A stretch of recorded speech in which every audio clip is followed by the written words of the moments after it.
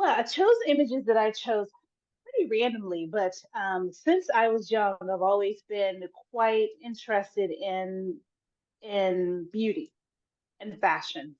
Came from my mother, my aunties, and the way we, spent most of our time in beauty shops, in the U.S., particularly in the South and the Midwest. Um, we go to the hair salon once a week, once every 2 weeks, and you can spend an entire Saturday there. It is definitely a place where we go, we hang out. Ladies are gossiping, chatting, chit chat about husbands and boyfriends and children. It's sort of like this very safe space. So with me, I've because of this, I've never been afraid to change my hair. It was actually a thing that sort of was my identity, I think. I've always changed my hairstyles in some sort of way or another. I would cut it, I would perm it, curl it. What was the other thing? We reverse it. So just different things. And so I wanted to keep within the parameters of the photos that we needed and decided to just choose four photos that would sort of represent different aspects of the way I wear my hair. But I think what was also important is sort of the way that you're seen with the hairstyles that you have. I tend to make a joke, like with the blonde photo, that blondes really do have more fun. And I do like being blonde. There is a different aspect when you walk down the street, black blonde, I'm assuming white blonde, you get this attention. Oh my God, I love your hair. And I think with black women, because we, are traditionally seen with having blonde hair, I get lots of compliments from people of other colors for the most part. So, I mean, white people, and they will say, "Oh my God, I love your hair," and they just look so much in awe, that you have blonde hair. Uh, so I do love that, and so each photo shows a different aspect of my hair, from curly to straight long to when I first moved to London. I think about a few months later, my hair fell out. And I went to a hair salon, and she was like, "Oh my God, have you seen the back of your hair?" Because I knew it was shedding. So I decided to go to a hair salon, and I was like, "No." And basically, she had to cut my hair, which was shoulder length at the time, about this length, natural. And she cut it all the way up to my ears. And so that was one of the photos that was there. It was a bit heartbreaking. It was heartbreaking, but I think that was also a time where I decided that it's just hair and it will grow back. And I've had a few women in my lives that have had cancer, and they've had to shave their hair.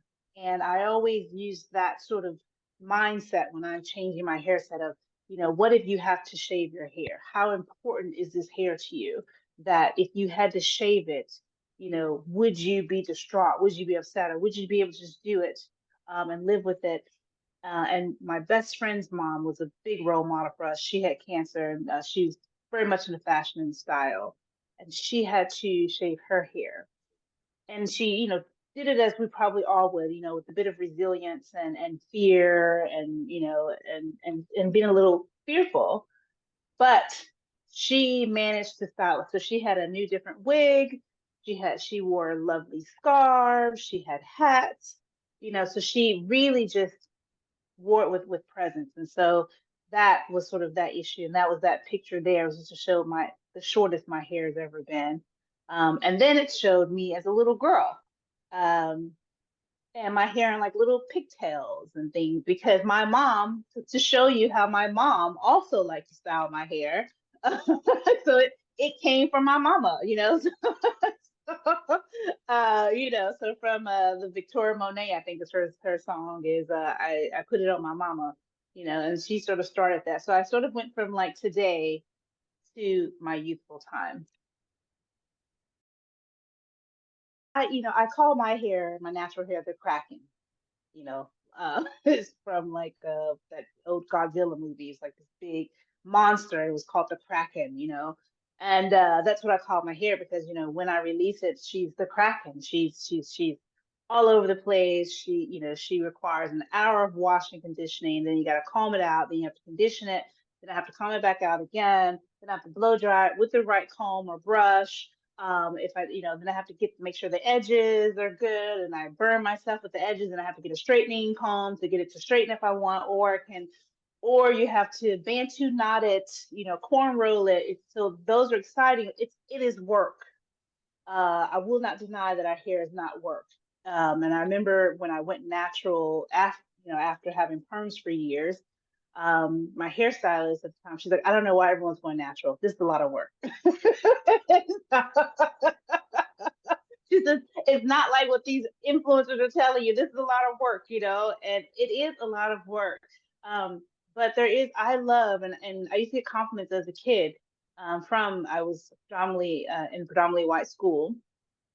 And the white girls used to always come and say, oh, I love how you guys can just do your hair so differently because I said I changed my hairstyle. Like every time I went to the hair salon, there was a new style. So I would come back to school with a new type of style.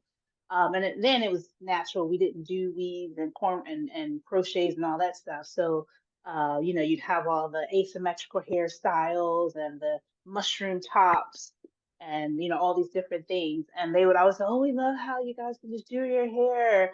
Honestly, I think that was one of the things that made me go, yeah, we're pretty amazing. Like we can really do our hair. I think society though will make us feel as though even though people who may not want to wear their natural hair, because I found that dichotomous statement, like my natural hair is there.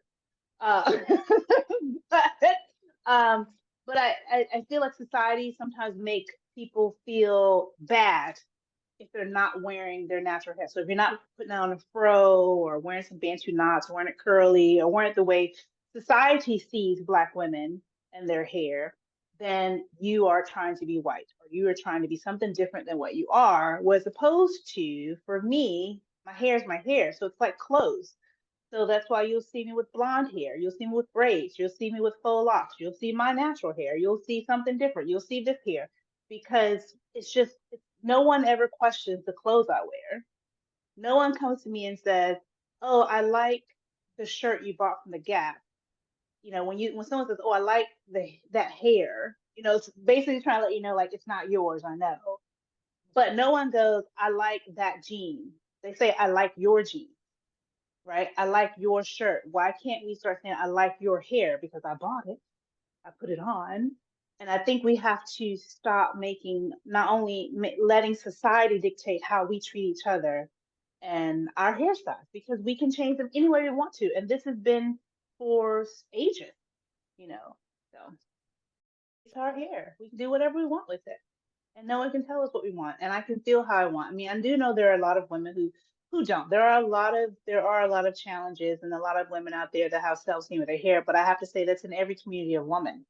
I see white women that don't like their hair. They always go, oh, I wish my hair was more curly like yours. Or oh, I hate my hair. It's so stringy. Oh, I hate, and I even get like, oh, my hair is so long, it's heavy from an Indian woman that I know. So I think women in general, my mom also call it I think it's biblical. It's like our hairs are crown and glory. And that's for all women, isn't it? And I think we can all find something wrong with ourselves. And hair does play a huge part in our self-esteem and our self-worth. This goes back into our story about our Black men, recognizing our beauty and saying, oh, one of the things I love is if I'm walking down the street and a Black guy goes, love your hair. Love it. Love that. The acknowledgement of a stranger who goes, oh, I love your hair.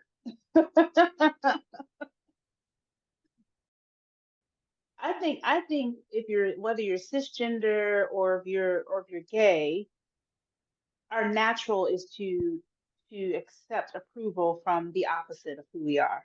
Right. So if you're a woman, you seek a man's approval, because it's just that opposite attract sort of situation, right? So getting that natural mindset, or I don't know, I'm not a psychologist or anything, but I feel like getting that sort of sense of worth or acceptance or um, what's the word I'm looking for?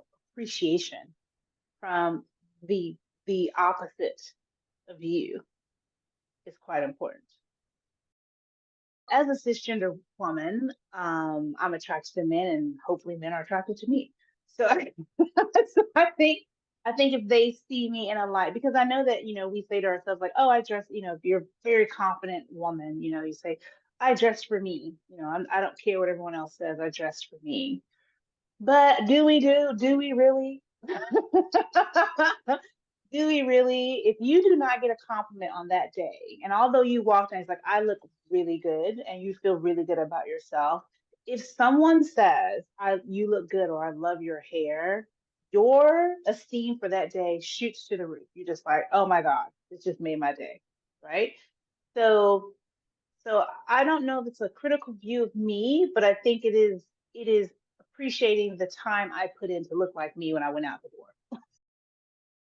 This sort of idea about the comfort in the journey of my hair and embracing the beauty of what that is.